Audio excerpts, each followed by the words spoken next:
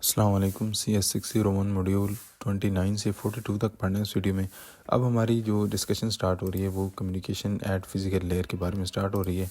तो अब इससे आगे हम जितने भी टॉपिक्स पढ़ेंगे वो सारे फिज़िकल लेयर की कम्युनिकेशन के बारे में होंगे और मिड्स में यूजुअली हम यही कवर करते हैं। देन फाइनल्स में हमने डाटा लिंक लेयर को देखना है। तो ये जो डायग्राम है ये बस वैसे उन्होंने एक रेफरेंस के तौर पे दी है कि ये मुख्तलिफ स्टेजेस हैं जिनकी मुख्तलिफ फ़िज़िकल लेयर्स पे कम्युनिकेशन हो रही है। तो मतलब हर लेवल पे फिज़िकल लेयर पे कम्युनिकेशन कैसे होती है ये अगले टॉपिक्स में मतलब हमने डिस्कस करना है। ये बस रेफरेंस के तौर पे ओके। अब एनालॉग एंड डिजिटल डाटा क्या होता है? आपका जो डाटा होता है बेसिकली, ठीक है, तो वो दो फॉर्म्स में हो सकता है, या तो एनालॉग फॉर्म में हो सकता है या तो डिजिटल फॉर्म में हो सकता है। एनालॉग डाटा क्या होता है? कॉन्टीन्यूस इन नेचर होता है, और जो डिजिटल डाटा है डिस्क्रीट इन नेचर। इसका मतलब क्या है? मतलब यह है कि एनालॉग डाटा में जब एक वैल्यू दूसरी वैल्यू में चेंज होती है तो वो स्मूथली चेंज होती है विदाउट ब्रेक्स, उसमें ब्रेक्स नहीं होती, जैसे एक वेव होती है ना, इस तरीके से। तो ये एक एनालॉग डाटा होगा। उसकी एग्जांपल है कि जैसे आपकी आवाज़ होगी, ह्यूमन वॉइस होगी, या एनालॉग क्लॉक वगैरह होगी। डिजिटल डाटा में ये है कि उसमें जो वैल्यूज़ हैं वो स्टेप्स में चेंज होती हैं, कॉन्टीन्यूस नहीं होती। तो जैसे स्टेप्स होते हैं आपके, इस तरीके से कुछ वैल्यूज़ चेंज होती हैं। इसकी एग्जांपल्स ये है कि जैसे कंप्यूटर में जो भी डाटा होता है, जितना टेक्स्ट है, इमेजेस हैं, वीडियोज़ हैं, वट एवर दैट इज़, वो डिजिटल फॉर्म में होता है। ओके। और इसमें जो है वैल्यूज़ एनालॉग में एनीवेयर, ठीक है, एक मखसूस रेंज होगी तो उसमें कहीं भी हो सकती हैं, यूजुअली इन्फिनिटी होती हैं। और जो डिजिटल डाटा है इसमें फ़िक्स्ड वैल्यूज़ होती हैं, मोस्टली ज़ीरोज़ एंड वंस होते हैं। ओके। अब एनालॉग एंड डिजिटल सिग्नल्स क्या हैं? वो कहता है कि डाटा को रिप्रेजेंट करने के लिए हम क्या करते हैं, to send data from one place to another, हम सिग्नल्स को यूज़ करते हैं। वो ये सिग्नल, और सिग्नल क्या है? Anything that carries information. Signal कुछ भी ऐसा है जो कि हमारी इन्फॉर्मेशन को कैरी कर सकता है। अब एनालॉग सिग्नल क्या है? कहता है कि जो एनालॉग सिग्नल है उसमें इन्फिनिट लेवल्स ऑफ इंटेंसिटी होते हैं। वही बात है कि उसमें इन्फिनिट वैल्यूज़ होती हैं। एक वैल्यू थी लेट से 0 और एक थी 1। अब इससे 0 से 1 तक जाने के लिए, स्मूथली जाने के लिए, उसको इन्फिनिट वैल्यूज़ चाहिए, क्योंकि 0.1 2 3 इस तरीके से इन्फिनिट नंबर्स आ सकते हैं ना। तो यही बोला है कि इन्फिनिट लेवल्स होते हैं उसमें। अच्छा, this mean signal change smoothly, ये तो हम पहले देख चुके हैं, विद इन अ रेंज, ठीक है। जैसे कि एग्जांपल है smooth wave like sound waves in air, वही एग्जांपल जो हमने पीछे भी देखी थी। डिजिटल डाटा ये होता है कि उसमें limited number of defined values होती हैं, जीरोज़ एंड वंस होते हैं यूजुअली, और इसमें डाटा स्टेप्स में चेंज होता है, स्मूथली चेंज नहीं होता। Use by computers and digital devices में डिजिटल डाटा होता है, ऑफ कोर्स। ओके। यहाँ पे एक इसने वेव की फॉर्म में एग्जांपल दी है कि ग्राफ पे कैसे रिप्रेजेंट करते हैं हम एनालॉग सिग्नल और डिजिटल को।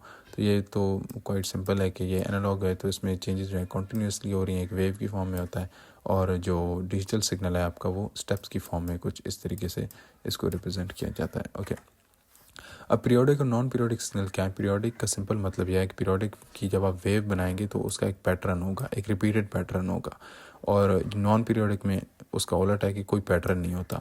अब चूंकि ये पीरियोडिक है तो इसका एक कोई ना कोई पीरियड भी होगा और इसका कोई साइकिल भी होगा, क्योंकि जब पैटर्न रिपीट हो रहा है ना, तो एक पैटर्न जब दोबारा रिपीट होगा तो उसको हम एक साइकिल बोलते हैं, और जितने टाइम में वो साइकिल रिपीट होता है उसको हम पीरियड बोलते हैं। नॉन पीरियोडिक में चूँकि कोई पैटर्न नहीं है तो इसका कोई फिक्स साइकिल नहीं होता और कोई पीरियड नहीं होता। यहाँ पे इम्पोर्टेंट पॉइंट ये है कि हमारे जो कम्युनिकेशन सिस्टम है जितने भी, वो क्या यूज़ करते हैं कि पीरियोडिक एनालॉग सिग्नल यूज़ करते हैं ट्रांसमिशन के लिए, और non periodic digital signal use करते हैं। ये इनकी मतलब कॉमनली यूज़ होते हैं। पीरियोडिक डिजिटल सिग्नल भी यूज़ हो सकते हैं, बट यूजुअली हमारे नॉन पीरियोडिक सिग्नल्स ही यूज़ होते हैं। ओके। अब पीरियोडिक एनालॉग सिग्नल क्या है? कहता है कि आपके पास एक simple periodic analog signal is made of only one frequency. मतलब कहने के ये कि इसमें सिर्फ एक साइन वेव होती है, इसकी एक ही वेव होती है, फ्रीक्वेंसी भी इसकी एक ही होती है। वो कहता है कि this is the basic and purest form of signal. एक सिग्नल की बेसिक और सबसे प्योरेस्ट फॉर्म क्या है? यही है कि एक सिंपल पीरियोडिक एनालॉग सिग्नल। इसमें की पॉइंट्स क्या है? एक फ्रीक्वेंसी होती है, एक साइन वेव होती है, कोई एडिशनल कंपोनेंट नहीं होता। वहीं पे composite periodic signal, periodic analog signal क्या चीज़ है कि उसमें मल्टीपल वेव्स को मिला के हम एक जो है सिग्नल बनाते हैं, मल्टीपल वेव्स को मिला के। और इसमें फिर जब मल्टीपल वेव्स आ गई तो उनकी हर एक की अपनी फ्रीक्वेंसी होगी, एम्पलीट्यूड, फेजेस होंगे, ये सारी चीज़ें हर एक की अपनी अपनी होंगी। वो कहते हैं कि मोस्ट रियल वर्ल्ड सिग्नल्स जैसे कि म्यूज़िक वगैरह और स्पीच में, उसमें हम कंपोजिट सिग्नल्स को ही यूज़ करते हैं, क्योंकि एक सिग्नल से वो पूरी इन्फॉर्मेशन नहीं आ सकती उसमें। There not a single sine wave, there mixed, ठीक है, वही बात की मल्टीपल वेव्स आ जाती हैं। इसमें की पॉइंट्स क्या है कि इसमें फ्रीक्वेंसीज मल्टीपल होती हैं, साइन वेव्स भी मल्टीपल होती हैं, और इसकी शेप थोड़ी सी कॉम्प्लेक्स होती है। अब यहाँ पे एक सिंपल साइन भी आपको बताइए, ये यहाँ पे अगर यहाँ पे हम देखें, यहाँ से शुरू हो रहा है इसका साइकिल और यहाँ पे एंड हो रहा है, तो ये एक इसका एक साइकिल है, और ये साइकिल जितने टाइम में पूरा हो रहा है ना, उसको हम इसका बोलते हैं टाइम पीरियड। और ये चूँकि साइकिल रिपीट हो रहा है तो इस वजह से इसको हम पीरियोडिक सिग्नल भी बोल सकते हैं। उसके बाद इसके एम्पलीट्यूड के बारे में बता रहे हैं। एम्पलीट्यूड बेसिकली बोलते हैं कि जब वेव एक साइड पे पॉजिटिव साइड पे यूजुअली जितनी वो ऊपर जाती है तो और जितनी उसकी हाइट होती है, इसी चीज़ को एम्पलीट्यूड बोलते हैं, और कुछ नहीं होता बस। Signal with high peak amplitude, ठीक है, यहाँ पे थोड़ा सा इन्होंने लो पीक वाला एम्पलीट्यूड शो कर दिया है। तो बेसिकली जो हमारी बेस लाइन है उससे जितना वो डिस्टेंस होता है उसकी पीक तक, उसको हम एम्पलीट्यूड बोलते हैं। ओके, अब फ्रीक्वेंसी क्या चीज़ है, तो कहता है कि पीरियड, मैंने आपको बता दिया कि जितने टाइम में एक साइकिल कंप्लीट होता है वेव का, उसको हम बोलते हैं पीरियड।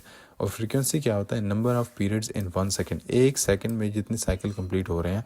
तो फॉर एग्जांपल ये इसका वेव का साइकिल है यहाँ से लेकर यहाँ तक, ठीक है।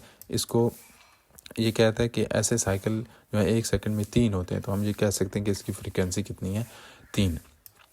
ओके, और फ्रीक्वेंसी को हम कैसे फाइंड आउट कैसे करते हैं, या तो हम अगर हमारे पास टाइम पीरियड है तो हम उससे फाइंड कर सकते हैं 1/t करके, या अगर हमारे पास टाइम पीरियड है तो उससे फिर हम रेसिप्रोकली फ्रीक्वेंसी भी फाइंड आउट कर सकते हैं 1/f करके, सॉरी टाइम पीरियड फाइंड कर सकते हैं अगर हमारे पास फ्रीक्वेंसी है। तो ये एक दूसरे के रेसिप्रोकल होते हैं, मीन के उलट होते हैं।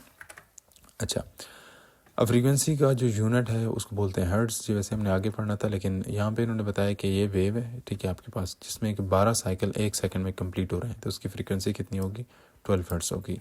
यहाँ पे एक और वेव है जिसमें कि 6 साइकिल रिपीट हो रहे हैं एक सेकंड में, तो इसकी फ्रीक्वेंसी कितनी होगी, 6 हर्ट्ज़। और ये हम कैसे फाइंड करते हैं, F = 1/t करके।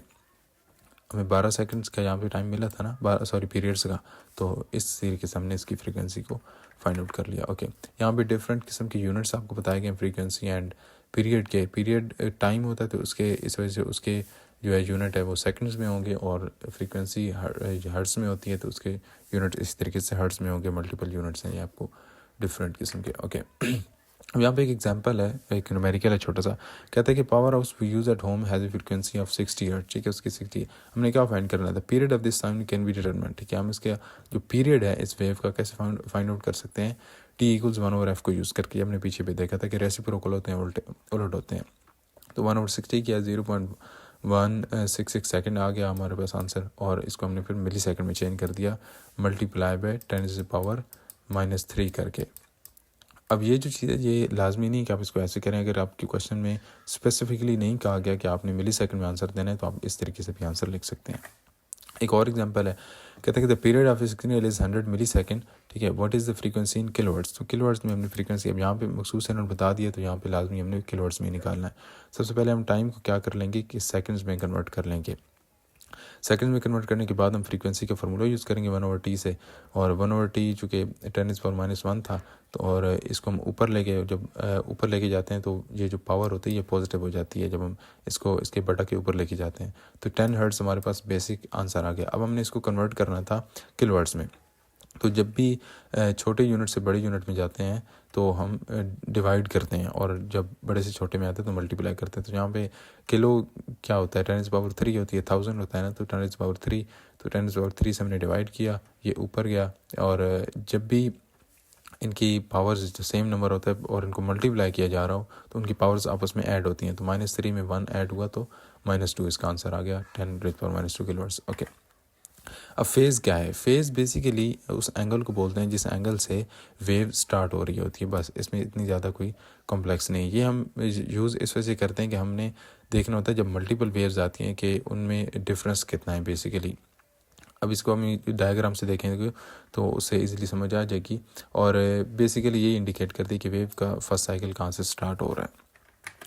तो इसके बाद उससे पहले एक थोड़ी सी चीज़ ये है कि हमने इसके दो नहीं, एक ही यूनिट होता है रेडियंस में या डिग्रीज़ में भी हो सकता है क्योंकि एंगल होता है।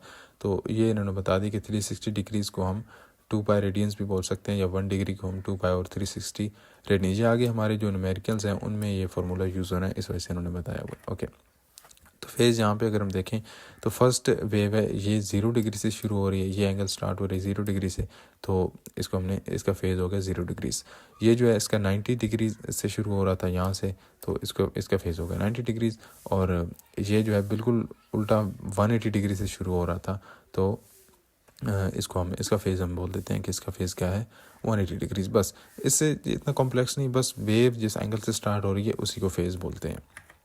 ओके यहाँ पे एक एग्जांपल है, कहता है कि sine wave is offset 1.6 cycle with respect to time zero. ठीक है, टाइम ज़ीरो क्या होता है, जहाँ से ये वेव स्टार्ट होती है, जो वर्टिकल एरो है ना, इससे ये वाला point, this point is called time zero. ठीक है, तो इससे कहता है कि वो ऑफ सेट है, मतलब इससे पीछे है, इससे पीछे है 1/6 साइकिल। तो हमने क्या फाइंड करना है, इसका फेज़ इन रेडियंस। तो पहले 1/6 को हम डिग्रीज़ में कन्वर्ट करेंगे, 60 डिग्रीज़ आ जाएगा। 60 डिग्रीज़ को हम फिर 2π/260, ये जो हमने पीछे फार्मूला देखा था, इसको यूज़ करके 2π/360 वाले के फार्मूले को यूज़ करके हम इसको जब मल्टीप्लाई करेंगे 60 तो 1.046 रेडियंस हमारे पास फेज़ इसका आ जाएगा। अब इसको हमने अगर डिग्रीज़ में फॉर एग्ज़ाम्पल बताना भी है तो हम कह सकते हैं कि बल्कि हमने बता ही दिया ना, 60 डिग्रीज़ उसका डिग्रीज़ में है एंड देन 1.046 रेडियंस उसका रेडियंस में आंसर है। ओके अब वेव लेंथ क्या होती है। वेव लेंथ कहता है कि एक और जो है वो करेक्टरिस्टिक या प्रॉपर्टी है सिग्नल की या वेव की, ठीक है, जो कि एक ट्रांसमिशन मीडियम के थ्रू ट्रैवल कर रहा होता है।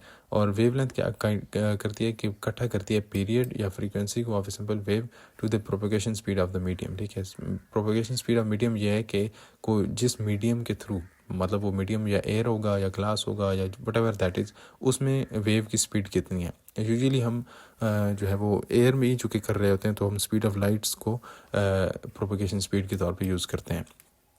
इसकी प्रॉपर डेफिनेशन ये है कि wavelength is the distance between corresponding points on two consecutive waves such as from crest to crest और ट्रफ टू ट्रफ। ठीक है, क्रस्ट इनको बोलते हैं ये जो नीचे वाले होते हैं, वेव की निचली साइड पे जो पीक होती है, और ऊपर की जो होती है इसको ट्रफ्स बोलते हैं।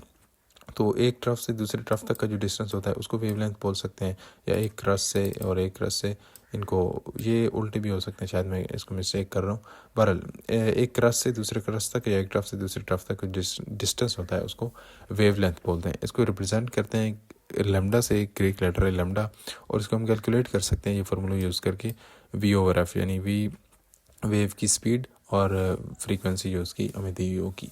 ओके अब यहाँ पे एक एग्जांपल के तौर पर उन्होंने कहा है कि हमने एक वेव की जो है वो इन्होंने आई थिंक इसमें डिटेल नहीं बताई कि गिवन डाटा कोई नहीं दिया, बस ये कहा है कि प्रोपोगेशन स्पीड जो है हमारी स्पीड ऑफ लाइट है, क्योंकि हम एयर में जो है कर रहे हैं उसको, और फ्रीक्वेंसी इन्होंने फ्रीक्वेंसी फॉर मल्टीप्लाई, ये शायद कहीं पे क्वेश्चन उन्होंने मिस कर दिया है। तो बहरहाल यहाँ पे कुछ गिवन डाटा था, और गिवन डाटा ये था कि हमारी जो फ्रीक्वेंसी थी वो इतनी थी और स्पीड ऑफ लाइट का हमें पता ही कितनी होती है, तो हमने लैम्डा फाइंड करना था। उस फार्मूला को यूज़ करेंगे V/F से, और हमने एंड पे ये इसकी फाइंड कर ली। क्योंकि ये डिस्टेंस तो ये मीटर्स में होता है और बहुत छोटा था, इस वजह से हमने इसको माइक्रोमीटर में लिख दिया। ओके